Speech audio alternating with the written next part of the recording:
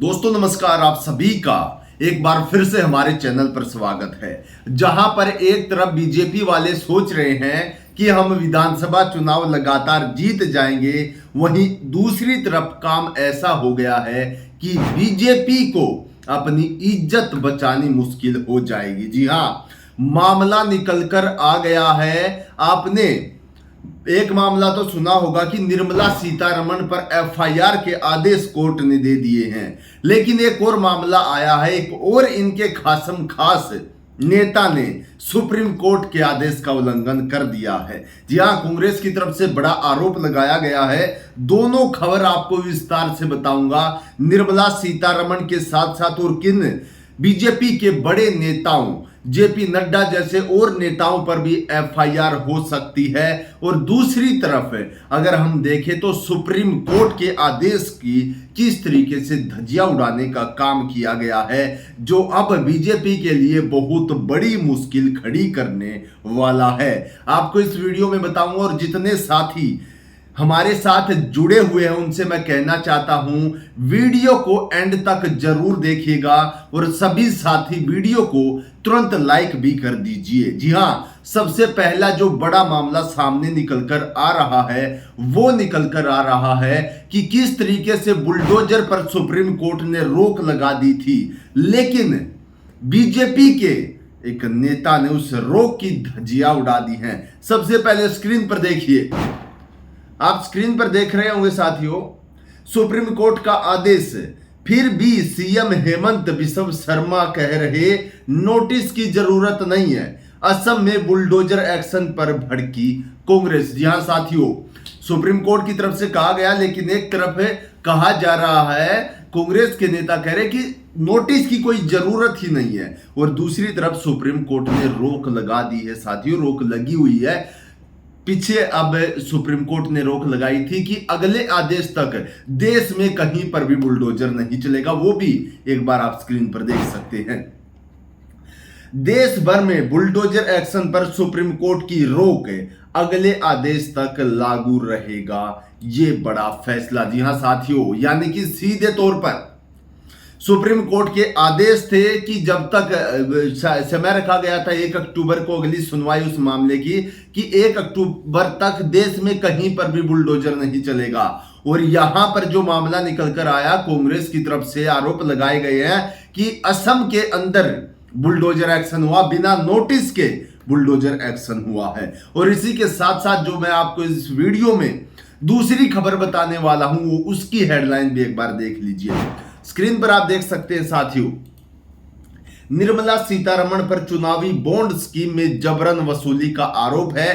Court ने FIR दर्ज करने के लिए आदेश जारी कर दिए हैं।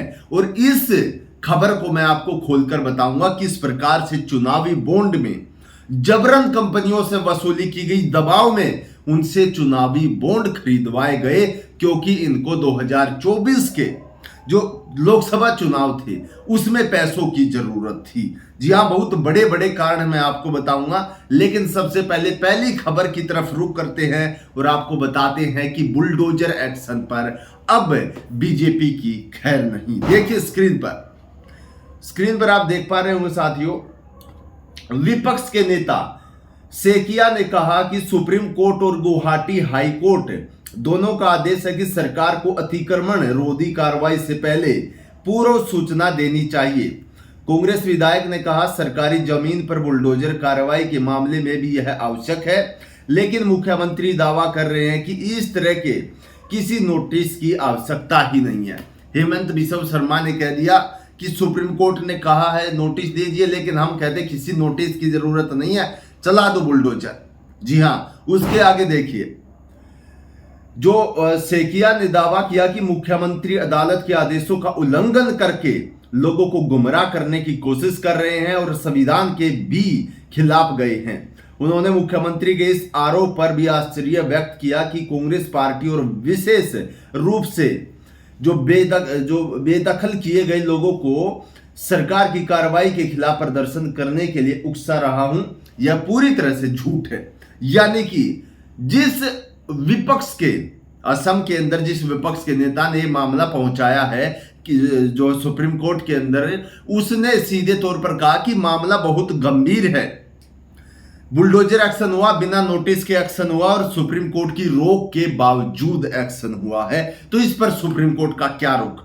पहले तो भाजपा यहां पर फंस गई है।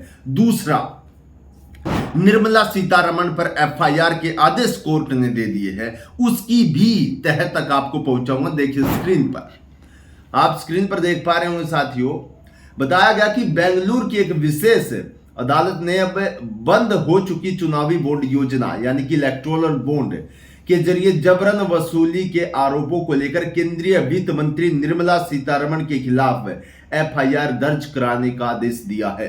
जनाधिकार संघर्ष संगठन यानी कि जेएसपी के आदर्श अय्यर की ओर से दर्ज कराई गई शिकायत में निर्मला सीतारमण और अन्य पर चुनावी बॉन्ड की आड़ में जबरन वसूली का रैकेट चलाने का आरोप लगाया गया था। जी हां दोस्तों, आरोप लगाया गया कि जबरन वसूली की गई है, यानी कि इलेक्टोरल बॉन्ड के जो राज थे, जिनसे पर्दे उठना बाकी था, अब पर्दे उठ रहे हैं। इलेक्टोरल बॉन्ड के पीछे क्या चल रहा था, किस तरीके से जबरन वसूली, कंपनियों से पैसा खींचा जा रहा था, उनको ईडी का डर दिखाकर, सीबीआई का डर दिखाकर उनका पैसा लूटा जा रहा था। जबरदस्ती इलेक्टोरल बॉन्ड के जरिए अपने राजनीतिक दल को लाभ पहुंचाने के लिए पैसा इकट्ठा किया जा रहा था। देखिए स्क्रीन पर पूरी खबर। बेंगलुरु में दर्ज कराई गई शिकायत में न केवल निर्मला सीतारमण बल्कि बीजेपी अध्यक्ष जेपी नड्डा, कर्नाटक बीजेपी के नेता नलीन कुमार कतील और बीवाई विजेंदर का नाम भी शामिल है। शिकायत में आरोप लगाया गया कि कॉरपोरेट संस्थाओं को हजारों करोड़ के चुनावी बॉन्ड खरीदने के लिए मजबूर किया गया। इसमें जो प्रवर्तन निदेशालय यानी कि ईडी द्वारा दबाव की रणनीति के तहत छापेमारी किए जाने का हमला दिया गया है। इन चुनावी बॉन्ड को कथित तौर पर राष्ट्रीय और राज्य दोनों स्तरों पर बीजेपी नेताओं द्वारा भुनाया गया, यानी कि पूरी कुंडली खोल दी है इलेक्टोरल बॉन्ड को लेकर कि किस तरीके से जबरन इलेक्टोरल बॉन्ड तो नाम था, उसके पीछे क्या चल रहा था। पैसा इकट्ठा किया जा रहा था, करोड़ों में पैसा इकट्ठा किया गया है, कंपनियों को डराया गया, उनको धमकाया गया, उनसे जबरन वसूली की गई और नाम सामने किसका आया? वित्त मंत्री निर्मला सीतारमण का। और क्यों की गई वो भी स्क्रीन पर देखिए।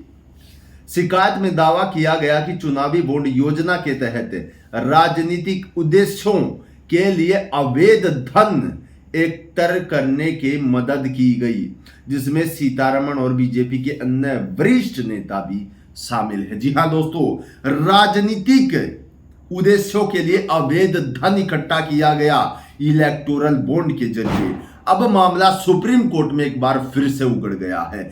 अब बीजेपी के बचने के बहुत कम चांस रह गए साथियों, क्योंकि हर तरीके से अब जिस तरीके से विपक्ष पर एक्शन हो रहे थे ना, इसी तरीके से बीजेपी के कांड उगड़ते जा रहे हैं।